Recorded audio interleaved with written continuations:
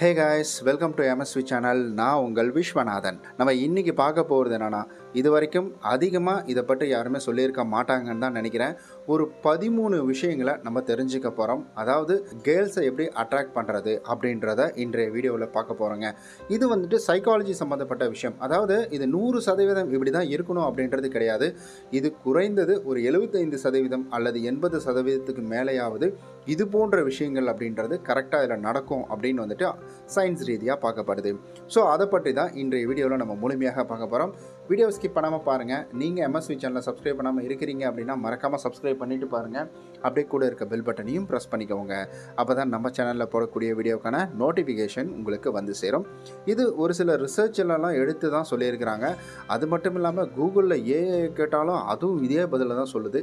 அதனால தான் இதை நான் உங்களுக்கு கொண்டு வந்திருக்கிறேன். ஒரு சிலர் கேட்கலாம், ஒரு சில பெண்கள் கேட்கலாம், பெண்களுக்கு பிடித்ததை மட்டும் போடுறீங்களே, அப்போ ஆண்களுக்கு பிடித்த மாதிரி எப்படி இருக்கிறது அப்படின்றத போடுறீங்களா அப்படின்னு கேட்டிங்கன்னா, இன்றைக்கே அந்த வீடியோவை நம்ம மேக் பண்ணி கொடுத்துருவோம். இன்றைக்கி இல்லை நாளைக்காவது நான் கொடுத்துறேன்னு கவலைப்படாதீங்க. அதாவது முதல் விஷயம் என்ன அப்படின்னு கேட்டிங்கன்னா, பி யுவர் செல்ஃப் அப்படின்றது நீங்கள் ஹானஸ்டாக இருக்கணும், ரொம்ப ஸ்ட்ராங்கான பர்சனாக இருக்கணும். பிலீவிங் யுவர் செல்ஃப், அதாவது உங்களை நீங்களே வந்துட்டு பிலீவ் பண்ணணும் அப்படின்றது சொல்கிறாங்க. எப்போவுமே வந்துட்டு நெகட்டிவாக யோசிச்சுக்கிட்டே இருக்கக்கூடாது அப்படின்றதையும் சொல்கிறாங்க. ரெண்டாவது விஷயம் என்னென்னா, ஹவ் யுவர் ஓன் லைஃப் அப்படின்றது, அதாவது நீங்கள் எப்படி வாழ்கிறீங்க, உங்களுடைய ஒர்க் எப்படி இருக்குது, உங்களுடைய செல்ஃபை நீங்கள் எப்படி பார்த்துக்கிறீங்க, உங்களுடைய ஓன் லைஃப்பை நீங்கள் எப்படி ரன் பண்ணுறீங்க அப்படின்றதையும் பார்ப்பாங்களாம் பெண்கள். மூன்றாவது, அதாவது எப்போவுமே பாசிட்டிவிட்டியாக இருக்கக்கூடியவங்களை எல்லாருக்குமே பிடிக்குங்க. அதில் வந்துட்டு எந்தவித மாற்று கருத்துமே கிடையாது. எப்போவுமே நீங்கள் பி பாசிட்டிவிட்டியாக இருக்கிறீங்க அப்படின்னா அப்போ கண்டிப்பாக உங்களை எல்லாருக்குமே பிடிக்கும். நெகட்டிவான விஷயங்களை பேசாமல், நம்மளுடைய வாழ்க்கையில் நெகட்டிவான விஷயங்களை இம்ப்ளிமெண்ட் பண்ணாமல், ஒரு ப்ராப்பராக வாழ்க்கையை வாழாமல் ஏனோ தானோன்னு வாழ்கிறது அப்படின்றது பார்த்திங்கன்னா இருக்கக்கூடாது அப்படின்னு சொல்கிறாங்க.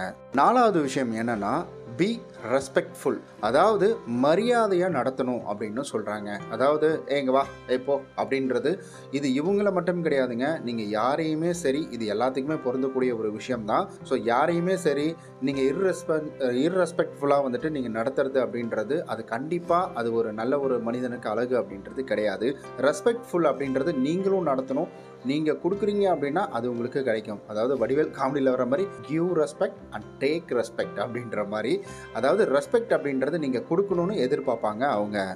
ஐந்தாவது என்னன்னா, ஒரு நல்ல ஒரு ஃப்ரெண்டாக இருக்கணுங்க. அதே போல் நல்ல ஒரு ஃபன்னாகவும் இருக்கணும். அந்த ஃபன் அப்படின்றது நம்மளை வந்துட்டு இரிட்டேட் பண்ணுற வகையில் இருக்கக்கூடாது.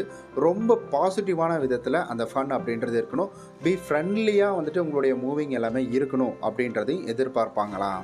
ஆறாவது விஷயம் என்னென்னா, இது கேட்கக்குள்ள வந்துட்டு ரொம்ப விஷயம் கரெக்டு தான். ஆனால் பட் என்னென்னா, இப்போ நம்ம பசங்க நிறையா பேர் வந்துட்டு மிஸ்டேக் பண்ணக்கூடிய இடம் இதுதாங்க. அதாவது எப்போவுமே சரி அவைலபிலிட்டியாக இருந்துக்கிட்டே இருக்கிறது, எப்போவுமே கூடையே இருந்துக்கிட்டே இருக்கிறது அப்படின்றது அவங்களுக்கு பெருசாக பிடிக்காது அப்படின்னு சொல்கிறாங்க. நான் சொல்லலை. ஸோ இந்த ரிசர்ச் மூலிமா சொல்லியிருக்கிறாங்க. ஸோ என்னென்னா, எப்போவுமே கிட்ட ஒட்டிக்கிட்டே இருக்கிறது, எங்கே போனாலும் கூடயே வர்றது, எங்கே போனாலும் வந்துட்டு அங்கங்கே நிற்கிறது, திரும்புகிற இடம்லாம் அந்த படத்தில் காமிக்கிற மாதிரி இந்த பக்கம் திரும்பினா அவன், அந்த பக்கம் திரும்பினா இவன் அப்படின்ற மாதிரி நிற்கிறது அப்படின்றது இருக்கக்கூடாது. உங்களுடைய வந்துட்டு அவைலபிலிட்டியை நீங்கள் அதிகமாக கொடுக்கக்கூடாது.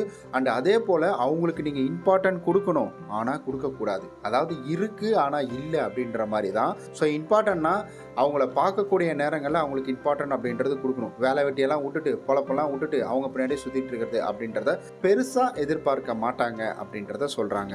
ஏழாவது விஷயம் என்னென்னா, அதாவது டக்குன்னு முடிவு எடுத்து எமோஷன் ஆகிறது, டக்குன்னு முடிவு எடுக்கிறது அப்படின்றது வந்துட்டு இருக்கக்கூடாது அப்படின்னு சொல்கிறாங்க.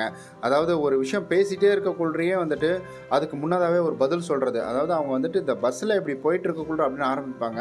அப்போ நம்ம குறுக்க போந்து என்ன பேசிடுவோம்னா, இந்த பஸ்ஸில் வர்றவங்களாம் இப்படி தான் இடிக்கிறதுக்காக வருவானுங்க எல்லாம் அப்படின்ற மாதிரி நம்மளை முந்திரி கொட்டை மாதிரி இருக்கக்கூடாதுன்னு சொல்கிறாங்க. எட்டாவது விஷயம் என்னென்னா, அதாவது நீங்கள் எப்படி இருக்கணும்னா, அப்படியே வந்துட்டு குனிஞ்சி கூணு விழுந்த மாதிரி அப்படிலாம் இருக்கக்கூடாதான். நல்லா ஸ்ட்ரிப்பாக நேராக ஸ்ட்ராங்காக ஷோல்டர்லாம் வந்துட்டு அப்படியே வந்துட்டு ஒரு மாதிரி கம்பீரமாக நிற்கணும் அப்படின்னு வந்து சொல்கிறாங்க. அதுக்குன்னு வந்துட்டு புஷ்பா படத்தில் வர்ற மாதிரி ஒரு பக்கம் கையை தூக்கிக்கிட்டு ஒரு பக்கம் வந்துட்டு இறக்கிக்கிட்டு அந்த மாதிரிலாம் இருக்கக்கூடாது. ஸோ வந்துட்டு ஒரு மிலிட்ரி மேன், ஆர்மி மேன்லாம் நம்ம பார்க்கக்கூட எப்படி இருக்கும், ஒரு போலீஸ் அவங்களெல்லாம் பார்க்கக்கூட எப்படி இருக்கும், நல்லா வந்து ஸ்ட்ரிப்பாக நேராக நெஞ்சை நிமித்தி நிற்பாங்க பார்த்தீங்களா, அந்த மாதிரி வந்துட்டு இருக்கணும் அப்படின்னு சொல்கிறாங்க. ஒன்பதாவது விஷயம், அதாவது ஹை டு ஹை தான் வந்துட்டு காண்டாக்ட் பண்ணணும் அப்படின்னு சொல்கிறாங்க. அதாவது கண்ணுக்கு நேராக பார்த்து பேசணும் அப்படின்னு சொல்கிறாங்க. அதுக்காக குறு குறு குறுன்னு கண்ணையே பார்த்தெல்லாம் பேசக்கூடாது. ஸோ கண்ணை பார்த்து பேசணும். பேசக்கொள்கிற கண்ணை பார்த்து பேசணும். மற்ற நேரங்களில் வந்துட்டு வேறு சில விஷயங்கள், அதாவது நம்மளுடைய கான்சன்ட்ரேட் அவங்களுடைய மற்ற உடம்புல பார்ட்டில் எங்கேயும் போகாமல் நம்ம வந்துட்டு நேருக்கு நேராக ஓப்பனாக சொல்லணும்னா அவங்க கண்ணை பார்த்து மட்டுமே பேசணும், மற்ற இடங்களை பார்க்காம அப்படின்னு சொல்கிறாங்க. அந்த கண்ணை பார்த்து பேசுகிறதுலையும் நீங்கள் குறு குறு குறுன்னு அந்த கண்ணையே பார்த்து பேசுவாங்களே அந்த மாதிரிலாம் பார்த்து பேசக்கூடாது. ஸோ வந்துட்டு கைண்டாக இருக்கணும் அப்படின்னு சொல்கிறாங்க. அதாவது கண்ணை பார்த்து பேசுகிறதுல ஒரு சாஃப்ட்னஸ் இருக்கணும் அப்படின்னு சொல்கிறாங்க. 10வது விஷயங்க, இது ரொம்ப நல்ல விஷயமா தான் இருக்குது. 2014 ஒரு ஸ்டடியின் படி என்ன சொல்லியிருக்கிறாங்க அப்படின்னா, பழசு பட் இப்பயும் அதே தான் இருக்குது. அதாவது ஒரு ஸ்டடி படி என்ன சொல்கிறாங்கன்னா, பீப்புளுக்கு அதிகமாக சிரிக்கக்கூடிய நபர்களை ரொம்ப பிடிக்கும் அப்படின்னு சொல்கிறாங்க. அதுக்குன்னு சிரிச்சுக்கிட்டே இருக்கிறவங்கள பிடிக்காது. அந்த ஒரு நேர காலம் பார்த்து, அதாவது இடம் பொருள் ஏவல் சேவல்னு சொல்லுவாங்க பார்த்தீங்களா, அது மாதிரி வந்துட்டு கரெக்டாக அந்த டைமில் ஒரு ஃபன் வருதா, சின்னதாக ஒரு ஸ்மைல் பண்ணுறது, இல்லை வாய் விட்டு சிரிக்கிறது, இந்த மாதிரி இருக்கிறவங்கள எல்லாருக்குமே பிடிக்கும் அப்படின்னு சொல்லுவாங்க. ஆமாம்ல, யோசிச்சு பார்த்தா எனக்கும் அந்த மாதிரி இருக்கிறவங்கள தான் பிடிக்கும். உங்களுக்கும் அந்த மாதிரி இருக்கிறவங்கள பிடிக்கும்னா வந்துட்டு கீழே கமெண்டில் சொல்லிட்டு போயிடுங்க. அதை பார்த்து நானும் தெரிஞ்சுப்பேன். 11வது விஷயம், அதாவது இது நம்ம ஆல்ரெடி சொல்லிட்டோம் நம்ம, பட் இருந்தாலும் இதை ஒரு ஹைலைட்டாக இவங்க கொடுத்துருக்காங்க. எப்படின்னா, அவங்க பேசக்கூடிய விஷயங்களை ஃபோக்கஸ் பண்ணணுமா, அவங்கள பேச விடணும் அப்படின்னு வந்துட்டு சொல்கிறாங்க. அந்த பேச்சை நீங்கள் வந்து இன்ட்ரெஸ்ட்டாக கேட்கணுமா. எப்படி இருக்கு, மொக்கம் போட்டாலும் இன்ட்ரெஸ்ட்டாக கேட்கணுமா, பட் தப்பாக சொல்லலை, சாரி. அதாவது என்னென்னா, அவங்க பேசக்கூடிய விஷயங்களை நீங்கள் ஆர்வமாக கேட்கணும் அப்படின்னு சொல்கிறாங்க. அதாவது சலிப்பா, ஓ அப்படியா, சரி சரி சரி ஓகே ஓகே அந்த மாதிரிலாம் கேட்கக்கூடாதான், ரொம்ப ஆர்வமாக கேட்கணுமா. அப்புறம் ஓ சரி ஆமாம் ஆமாம் கரெக்டு அந்த மாதிரி வந்துட்டு கேட்கணும்னு சொல்கிறாங்க. அப்போ பேசிகிட்டு இருக்குள்ள வந்துட்டு இல்லை இல்லை இல்லை அது அப்படி இல்லை, அது இப்படி தான் இருக்கணும், இப்படி இருந்தால் தானே பிடிக்கும் அப்படின்ற மாதிரி நீங்கள் கருத்தெல்லாம் சொல்லக்கூடாது. அங்கே அதை மட்டும்தான் வந்துட்டு நீங்கள் சொல்லணுமா. அண்ட் 12th வந்துட்டு இது எல்லாருக்குமே பிடிச்ச விஷயம் தானே, ஸ்மெல் குட்டாக இருக்கணும். அதாவது உங்கள் மேலே வந்துட்டு ஒரு பர்ஃப்யூம் ஸ்மெல், அதாவது வந்துட்டு நல்ல ஒரு நறுமணம் அப்படின்றது நம்ம உடம்புல இருந்து வரணும்னு சொல்கிறாங்க.